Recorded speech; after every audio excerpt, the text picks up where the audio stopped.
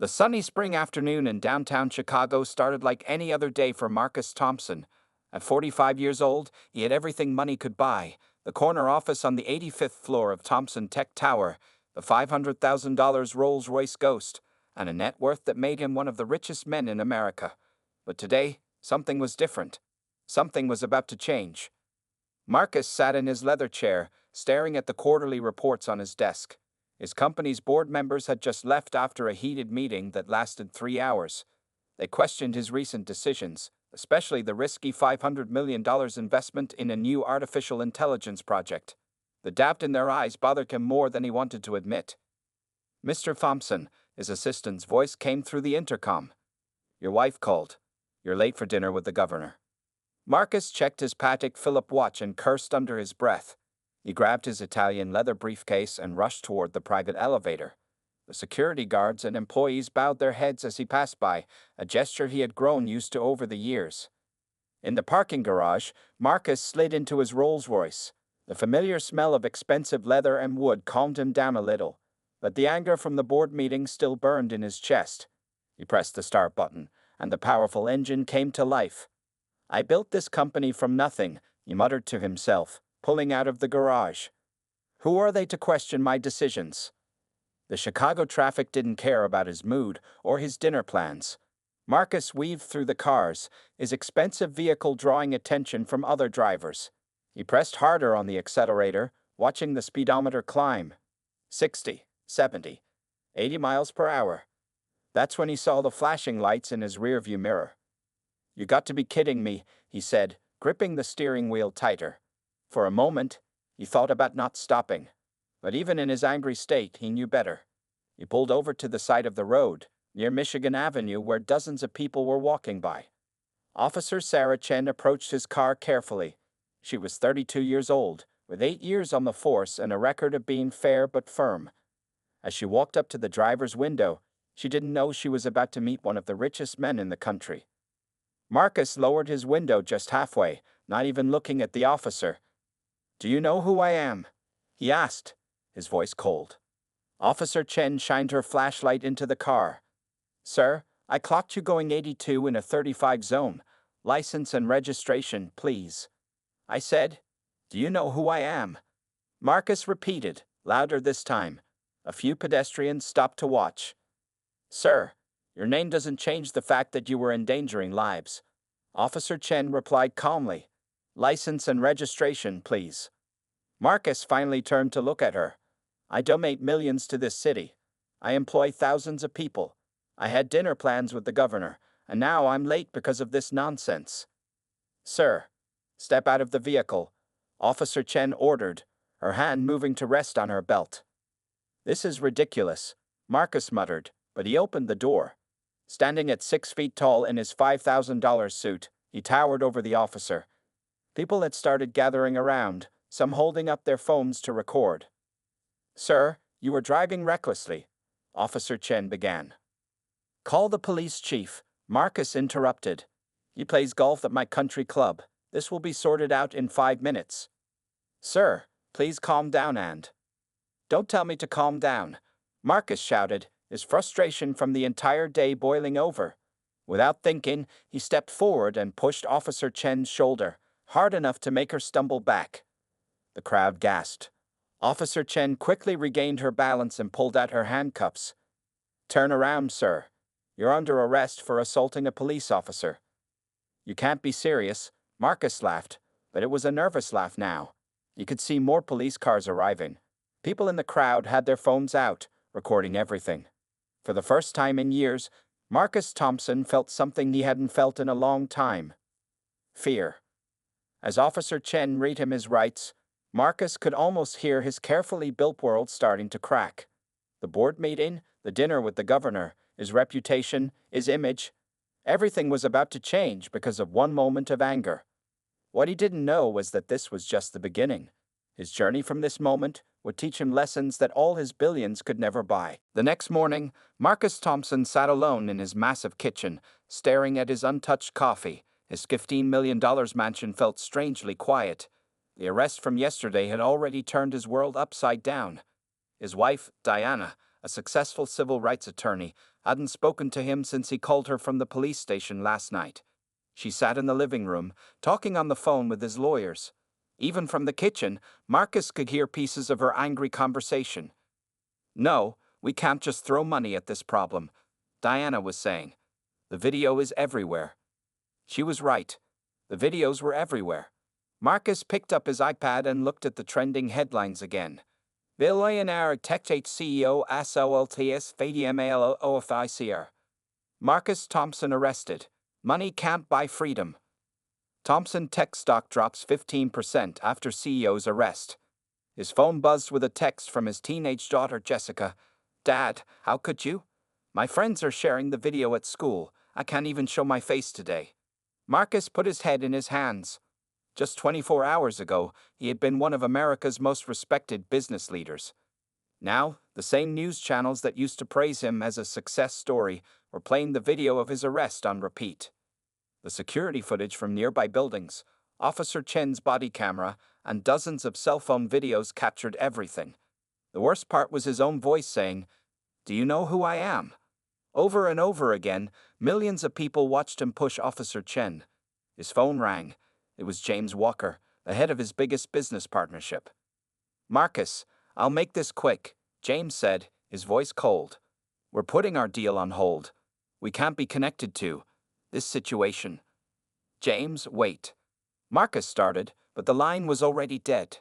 The doorbell rang. Diana's sharp voice cut through the house. "Don't answer it. There are reporters everywhere." Marcus walked to the window and peeked through the curtains. At least 20 news vans sat outside his gate. Reporters held cameras and microphones, waiting for any glimpse of him or his family. His phone buzzed again. This time it was a message from his company's board of directors. They had called an emergency meeting for this afternoon. The message was clear. "Attendance mandatory. Your position as CEO will be discussed." Marcus loosened his tie, feeling like he couldn't breathe. He had built Thompson Tech from nothing. 20 years of hard work, starting from his parents' garage, turned into a multi-billion-dollar company. Now it might all disappear because of one stupid mistake. "Your PR team is here," Diana announced, walking into the kitchen. She looked tired and disappointed. "They need to talk to you about damage control." Before Marcus could answer, his phone lit up with a news alert. His heart sank as he read it. "Officer Sarah Chen refuses $1 million settlement offer." "You tried to pay her off?" Diana asked, seeing the alert. Her voice was filled with disbelief. "Marcus, she's a decorated officer with a perfect record. Did you really think you could just buy your way out of this?" The PR team waited in his home office, 3 people in expensive suits looking very worried. As Marcus walked in, they showed him the latest social media numbers. Millions of shares, millions of angry comments. His own employees were posting about how ashamed they felt. "Sir," one PR expert said, "we need to release a statement right away. The longer we wait, the worse this gets." Just then, Marcus's phone rang again. It was his mother. His hand shook as he declined the call. He couldn't face her right now. His parents had raised him better than this. They had taught him about respect, hard work, and treating everyone equally. What would they think of the video? The PR team was still talking, suggesting ways to spin the story. But Marcus wasn't listening anymore. Through his office window, he could see more news vans arriving. His phone kept buzzing with messages from angry friends, disappointed colleagues, and scared investors. For the first time in years, Marcus Thompson's money couldn't fix his problems. As he sat in his expensive office, surrounded by awards and photographs of him shaking hands with presidents and celebrities, he realized something important. He was no longer untouchable. And this was just the beginning of his fall. 2 weeks after the incident, Marcus Thompson sat in courtroom 305 of the Chicago Criminal Courts building. The room was packed. Every wooden bench was filled with reporters, curious members of the public, and even some of his former business partners. Marcus adjusted his navy blue suit. No designer labels today. His lawyer had advised him to dress modestly. "Show humility," she had said. It felt strange, like wearing someone else's clothes. Officer Sarah Chen sat on the other side of the courtroom with the prosecution team. She wore her full police uniform, her badge shining under the fluorescent lights. Unlike Marcus, she looked calm and confident. "All rise." The bailiff called out as Judge Maria Rodriguez entered the courtroom. The judge looked at Marcus with stern eyes. Mr. Thompson, you're charged with assaulting a police officer, a Class 4 felony in the state of Illinois. How do you plead? Marcus stood up slowly. His lawyer had spent hours preparing him for this moment.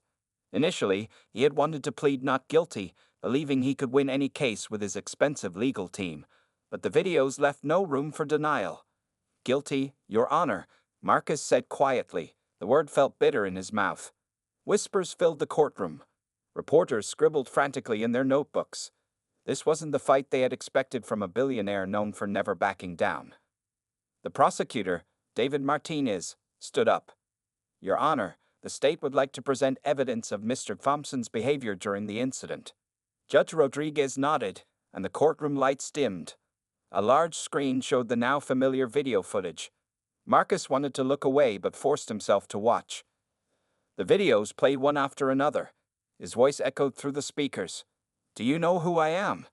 Then came the push, captured from multiple angles. Officer Chen stumbling backward.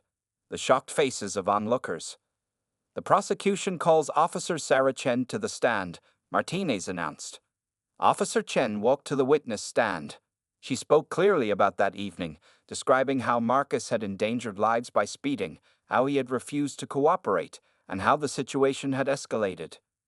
Officer Chen, Martinez asked, had you ever encountered Mr. Thompson before this incident? No, sir, she replied. I didn't know who he was, and it wouldn't have mattered if I did. The law applies equally to everyone. Marcus felt the weight of every person's stare. His own words from the video kept playing in his mind. He had acted like his money made him special, above the law. Now, sitting in this courtroom, he felt smaller than ever. His lawyer, Patricia Williams, tried her best to help. She talked about Marcus's contributions to society, the jobs he created, the charities he supported, his role as a pioneer in the tech industry. But even she knew it wasn't enough. Mr. Thompson, Judge Rodriguez said, would you like to address the court before I make my decision? Marcus stood up again. His prepared statement sat in his pocket, written by his PR team. But as he looked at Officer Chen, at the judge, at all the faces watching him, different words came out. I was wrong, he said, his voice shaking slightly. I've spent years thinking my money made me different, special. That night, I wasn't just speeding or pushing an officer. I was showing exactly what's wrong with thinking wealth puts you above others. Officer Chen was doing her job, protecting people from my reckless behavior, and I responded with arrogance and violence. The courtroom was completely silent now. Even the reporters had stopped writing. I'm not asking for special treatment, Marcus continued. I'm asking for the chance to do better, to make this right. Judge Rodriguez studied him for a long moment. Mr. Thompson, your guilty plea and statement today show some understanding of your actions. However, the law must be clear. Wealth and status cannot protect anyone from consequences. She sentenced him to community service, a large fine, and mandatory anger management classes. But it was her final words that hit Marcus hardest. Mr. Thompson, your real punishment isn't what I'm sentencing you to today. It's the trust you've lost, from your family, your employees, and your community. Earning that back will be your true challenge. As Marcus left the courtroom, reporters shouted questions. Cameras flashed. But for the first time since this all began, he felt something close to peace. The judge was right. His real work was just beginning. The Thompson mansion felt emptier than ever. Marcus stood in his daughter Jessica's room, staring at the half-empty closet and the missing photos from her walls. 3 days ago, his 16-year-old daughter had moved in with his wife Diana at her parents' house. The silence in the house was deafening. He picked up one of Jessica's old softball trophies. Last year, he had missed her championship game because of a business meeting. It's okay, Dad, she had said. I understand you're busy. Now he wondered how many times she had hidden her disappointment behind those words. His phone buzzed. It was a message from Diana. The divorce papers will arrive tomorrow. Please don't make this harder than it needs to be. Marcus sat heavily on Jessica's bed. The message wasn't a surprise, but it still hurt. 20 years of marriage, ending because of one moment of pride and anger. He thought about their first date, when Diana was a young lawyer and he was just starting his company. She had loved his determination back then. Now that same drive had turned into something ugly. Downstairs, his housekeeper Maria was cleaning. She had worked for the family for 10 years, but lately, she barely looked at him. As he walked past, he heard her talking on the phone in Spanish to her son, a police officer in Texas. He didn't need to understand the language to know she was probably talking about him. His phone rang again. This time it was Robert Chen, Officer Sarah Chen's father. The old man had requested a meeting through Marcus's lawyers. Surprisingly, he didn't want money or revenge. He wanted to talk. Mr. Thompson, Robert's voice was calm but firm. I'm having dinner at Chen's family restaurant tonight. My daughter told me about your court statement. If you meant what you said about wanting to do better, come have dinner with me at 7. Marcus looked at his Rolex watch. It was 6:30 p.m.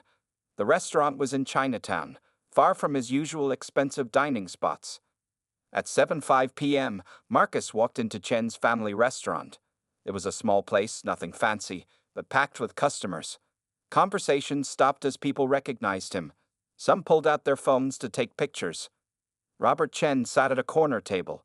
At 70 years old, he had the same steady gaze as his daughter. He gestured for Marcus to sit down. 25 years ago, Robert began pouring tea for both of them. I came to America with nothing. My wife and I opened this restaurant.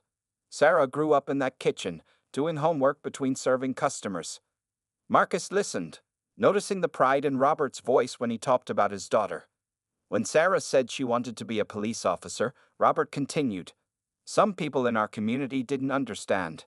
They thought she was wasting her education, but she said she wanted to protect people, to make a difference. The waiter brought their food, simple noodles and vegetables. No fancy presentation, just honest food. The night you pushed my daughter, Robert's voice grew serious. You didn't just attack a police officer. You attacked everything she worked for, everything we taught her about respect and duty. Marcus put down his chopsticks, feeling ashamed. I know, he said quietly. I've lost sight of those values myself. My daughter refuses to accept your money, Robert said, because some things can't be fixed with money. Trust, respect, honor, these must be earned. As they ate, Robert told stories about young Sarah helping in the restaurant, studying late at night, graduating from the police academy. Marcus thought about his own daughter, Jessica, and how she used to look up to him the same way. When the bill came, Robert insisted on paying. Consider this your first lesson in humility, he said with a small smile. Walking back to his car, Marcus passed a group of teenage boys playing basketball in a nearby court. One of them recognized him and shouted, Hey, isn't that the rich guy who hit the cop? The words stung, but Marcus kept walking. His phone had 20 missed calls from his lawyers about the divorce papers, the company's falling stock prices, and reporters wanting comments. But for the first time in weeks, Marcus wasn't thinking about his money or his reputation. He was thinking about Jessica, about Diana, about Officer Chen, and about all the people he had hurt with his pride. That night, sitting alone in his huge empty house, Marcus Thompson made a decision. Tomorrow, he would start the hard work of rebuilding, not his wealth, but his character. Marcus Thompson walked into the Chicago Urban Youth Center, where he was scheduled to start his community service. The building was old and needed repairs. Just last year, he had driven past this place in his Rolls-Royce without giving it a second thought. Now, wearing simple jeans and a plain shirt, he pushed open the heavy front door. Miss Angela, the center's director, waited for him inside.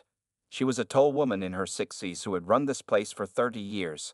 Her face showed no excitement at meeting a billionaire. Mr. Thompson, she said firmly, I know the judge sent you here for community service. But let me be clear, these kids don't need your money. They need good role models. As she led him through the building, teenagers stopped and stared. Some pulled out their phones, whispering and pointing. Marcus heard one boy say, That's the rich dude who thought he could beat up a cop. Your first job, Miss Angela said, handing him a mop, is to clean the basketball court. It needs to be ready for tonight's youth league game. Marcus stared at the mop. He hadn't cleaned anything himself in 20 years. His mansion had a staff of 12 people for that. But something about Miss Angela's stern look told him not to complain. As he mopped, his phone kept buzzing. More bad news kept coming. The Black Business Leaders Association had canceled his Lifetime Achievement Award. 3 more companies had pulled out of deals with Thompson Tech. His old university had removed his name from their computer science building. "Yo, Mr. Billionaire," a voice called out. Marcus looked up to see a group of teenagers watching him. Their leader, a tall boy wearing a basketball jersey, stepped forward. "I'm Deandra. My mom works 2 jobs cleaning offices at night. She probably cleaned your company building before you fired all the cleaning staff last month to save money." Marcus remembered that decision. He had signed the paper without thinking about the actual people it would affect. "I'm sorry," he said quietly. "I was wrong about a lot of things." "Sorry doesn't pay our bills," Deandra replied. "You rich folks think you can do whatever you want and just say sorry later." More teens gathered around. One girl spoke up. "My cousin wanted to be a cop like Officer Chen.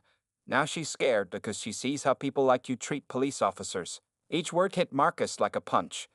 These weren't just random kids. They were the community he had ignored while building his fortune. Their parents were the workers he had laid off. Their heroes were people like Officer Chen, not wealthy CEOs like him. His phone rang again. This time it was from the National Black Chamber of Commerce. They wanted him to know they were removing him from their top 50 black business leaders list. The message was clear. He had let down not just himself, but his entire community. Later that afternoon, while cleaning the center's windows, Marcus saw a group of young entrepreneurs taking pictures outside. They used to come to his office for mentoring. Now they were making videos about learning from Marcus Thompson's mistakes and why money doesn't equal character. Miss Angela brought him water during his break. "You know," she said, sitting next to him on the old bench, 20 years ago, this center was about to close. A young man who had just started a small tech company donated his first big paycheck to keep it open. Marcus looked at her in surprise. He had forgotten about that donation, one of his first after making money. "That young man," she continued, "talked about wanting to inspire kids from tough neighborhoods. He said success wasn't just about getting rich, but about lifting others up. Whatever happened to him?" Her words struck deep. Marcus remembered his early days, working from his parents' garage, dreaming not just of making money, but of making a difference. Somewhere along the way, he had lost that dream. The sun was setting when Marcus finished his first day of community service. His back hurt, his hands were sore, and his expensive watch had gotten scratched. But something felt different inside him. As he walked to his car, the simple Honda he now drove instead of the Rolls-Royce, he saw Deandra and his friends playing basketball. They had dreams and potential, just like he once had. Maybe, he thought, his real job wasn't just cleaning the center, but helping rebuild the trust he had broken with his community. 1 month into his community service, Marcus Thompson found himself back in the courthouse. This time, it wasn't for his criminal case. It was for a special hearing about his company. The board of directors had voted to remove him as CEO of Thompson Tech. Marcus sat quietly in the back row, watching his life's work slip away. The new CEO, Janet Martinez, his former deputy, stood at the front with confidence. The same board members who used to laugh at his jokes now nodded approvingly at her plans. "Thompson Tech needs a fresh start," Janet announced to the packed courtroom. "We're creating new policies to ensure our company treats everyone with respect, from our highest executives to our cleaning staff." As Marcus listened, his phone buzzed with a text from Deandra, the teenager from the youth center. "Good luck today, Mr. T. The basketball team's thinking about you." Over the past month, those kids had somehow become the brightest part of his days. The judge's decision was quick and clear. Marcus would remain on the board, but lose his position as CEO. The company he built would continue without him at the helm. 20 years of work ended in a 15-minute hearing. Outside the courthouse, reporters waited with cameras and microphones. But instead of pushing through them like he used to, Marcus stopped. "Mr. Thompson, how does it feel to lose your company?" one reporter shouted. Marcus thought carefully before answering. "I didn't lose my company," he said quietly. "I lost my way. There's a difference." Later that afternoon, Marcus drove his Honda to the youth center. The kids were preparing for a big basketball tournament, and he had promised to help clean the bleachers. As he pulled into the parking lot, he saw a familiar face, Officer Sarah Chen. She stood by her police car, talking with Miss Angela and some of the teenagers. This was her beat now, and she'd often stop by to check on the center. When she saw Marcus, she gave a small nod. Officer Chen, Marcus said, walking up to her. I saw the news about your promotion to sergeant. Congratulations. Thank you, Mr. Thompson, she replied professionally. I hear you've been doing good work here. Deandra ran up to them, basketball in hand. Sergeant Chen, did you know Mr. T's been teaching us about business? He helped me write a plan for my mom's catering company. Officer Chen raised an eyebrow, looking at Marcus with surprise. Just sharing what I learned the hard way, Marcus said. Success isn't worth much if you lose your humanity getting there. Inside the center, Marcus found Miss Angela in her office, looking worried at some papers. The center's heating system was failing, and they didn't have money for repairs. Winter was coming. I can help, Marcus offered, but Miss Angela shook her head. The old Marcus would have just written a check, she said. What would the new Marcus do? He thought about it. I could teach the kids to write grant proposals. We could organize a community fundraiser. Maybe get local businesses involved, not just for money, but for long-term support. Miss Angela smiled. Now you're thinking like a real leader. That evening, as Marcus cleaned the bleachers, he watched Officer Chen playing basketball with the teenagers. Deandra was showing her his jump shot, and she was giving him tips on footwork. The scene struck him deeply. This was what real community looked like. His phone rang. It was his daughter Jessica. Dad, she said, I saw your interview outside the courthouse today. You seemed different. I am different, sweetheart, he replied, his voice thick with emotion. I'm trying to be the father you deserve. Mom and I are having dinner tomorrow night, Jessica said after a pause. Maybe you could join us.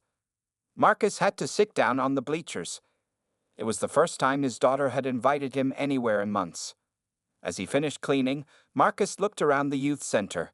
The old Marcus Thompson would have seen a run-down building in a forgotten neighborhood. Now he saw hope, potential, and a chance to make real change. Not with his money, but with his time and genuine care. His phone buzzed one last time that day. It was a message from his mother. I saw you on TV today, son. You reminded me of your father, a man who knew that true wealth isn't in your bank account, but in your character. Welcome back. 6 months had passed since Marcus Thompson's arrest. On a cold Chicago morning, he stood before the youth center, but this time, something was different. Construction workers were installing a new heating system, and fresh paint brightened the old walls. The money hadn't come from Marcus's bank account. Instead, he had helped the teenagers organize a community fundraising campaign. They had gone door to door, made presentations to local businesses, and even created a viral social media challenge. Together, they had raised $150,000, more than enough for the repairs. Look who made the news again, Deandra said, showing Marcus his phone. The local newspaper's headline read, Former Billionaire CEO, now youth mentor, Marcus Thompson's real success story. Inside the center, Miss Angela was meeting with parents. The place had become more than just a basketball court. Now it offered homework help, job training, and small business workshops. Marcus taught 3 times a week, sharing real lessons about business and life. Mr. T called out Keisha, one of the teenage girls. My mom's catering business got its first big contract. That business plan you helped us write actually worked. Marcus smiled, remembering how Keisha and her mother had stayed late after his classes, working on every detail of their plan. The pride in their eyes when they got their first customer meant more to him than any $1 million deal he'd ever closed. His phone rang. It was Diana, his ex-wife. Their divorce had been finalized last month, but something unexpected had happened. Through their shared time at the youth center, she now offered free legal advice to families. They had started talking again. Really talking, not just arguing. Marcus, Diana said, Jessica got her college acceptance letters. She wants both of us to open them together. Can you come over tonight? After hanging up, Marcus walked to his usual spot, the center's small office that he shared with other volunteers. His expensive suits now hung in the back of his closet. These days, he wore simple clothes and drove a regular car. His $1 billion fortune had shrunk considerably after leaving Thompson Tech, but he felt richer in ways money couldn't measure. Officer Chen, now Sergeant Chen, walked in with her usual afternoon patrol. The kids rushed to greet her. Over the months, she and Marcus had developed an unexpected friendship built on mutual respect. The police academy is doing community outreach, she told them. They want you to speak to the new recruits about accountability and privilege. Interested? Before Marcus could answer, a commotion broke out in the gym. Two teenagers were arguing over a basketball game. 6 months ago, Marcus would have called security or thrown money at the problem. Now, he walked over calmly. "Hey guys," he said, stepping between them. "Remember what we learned about conflict resolution? Take a breath, talk it out." The boys looked at him, then at each other. Slowly, they stepped back. Marcus watched them work through their disagreement using the communication skills they practiced in his classes. Later that evening, as Marcus cleaned the basketball court, he still did this every day, even though his community service had ended months ago. Deandra came to help him.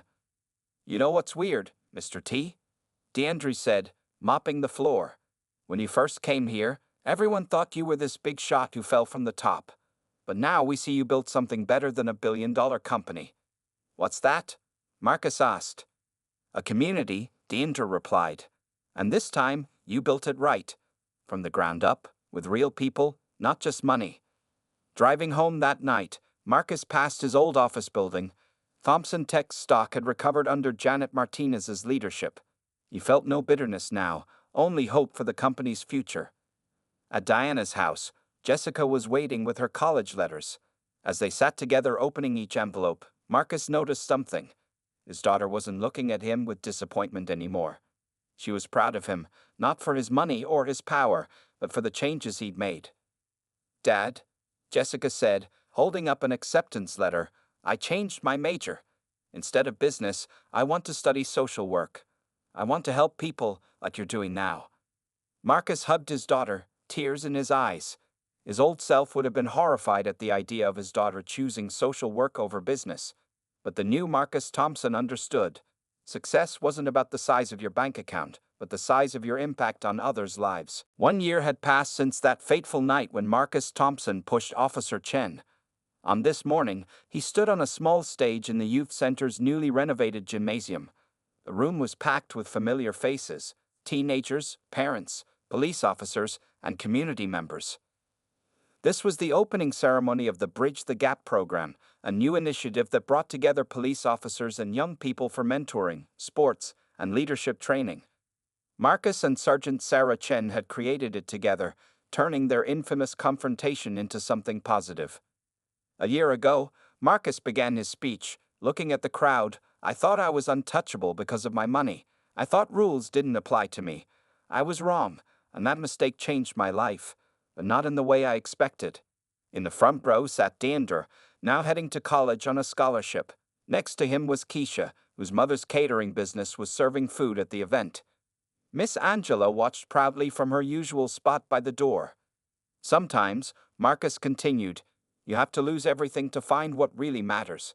I lost my company, my reputation, and my pride. But I found something more valuable: wisdom, humility, and real connections with real people." Diana and Jessica sat together in the audience. Though Marcus and Diana remained divorced, they had found a new kind of friendship. Jessica beamed with pride, a complete change from the embarrassed teenager who couldn't face her friends a year ago. Sergeant Chen took the stage next. "Mr. Thompson and I could have remained enemies," she said. "Instead, we chose to build bridges. This program will help young people and police officers understand each other better, breaking down barriers one conversation at a time." The ceremony continued with demonstrations from the program's first participants. Teenagers and police officers played basketball together, showed off their conflict resolution skills, and shared stories of their growing friendships. Marcus watched from the side as Officer Rodriguez, a young cop from the neighborhood, taught Deandra proper shooting form. A year ago, Deandra wouldn't even look at a police officer. Now he was teaching younger kids about respect and understanding. During the lunch break, catered by Keisha's mother's company, Marcus found himself sitting with an unexpected group: Janet Martinez, his replacement at Thompson Tech, and several board members. "The company's doing well," Janet told him, "but we haven't forgotten our roots. We're starting a tech training program here at the center. These kids need opportunities, not just charity." Marcus nodded, feeling no jealousy or resentment.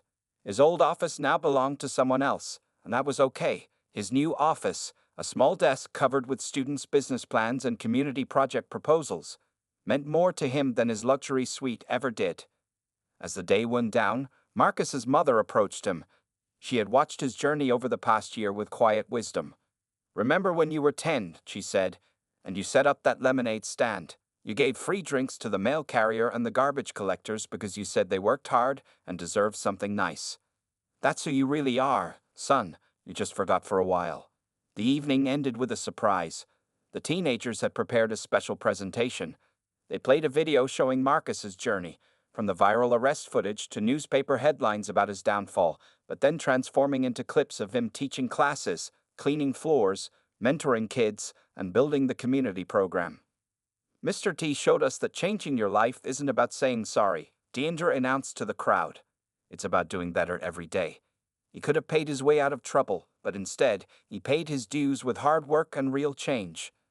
After everyone left, Marcus stayed behind to clean up, just like he did every day. Sergeant Chen joined him, picking up trash. "You know," she said, "that push you gave me a year ago? It ended up pushing both of us in a better direction." Marcus looked around the gym. The new heating system hummed quietly. Fresh paint brightened the walls. Children's artwork decorated the bulletin boards. But the real changes weren't visible. They were in the relationships built, the lives touched, the barriers broken down. His phone buzzed. Instead of stock prices or business news, it was a reminder about tomorrow's activities. Morning basketball practice, afternoon business classes, and an evening community meeting. His new life wasn't worth billions of dollars, but it was worth everything. Marcus Thompson had lost his fortune but found his purpose. And that, he finally understood, was the richest life of all.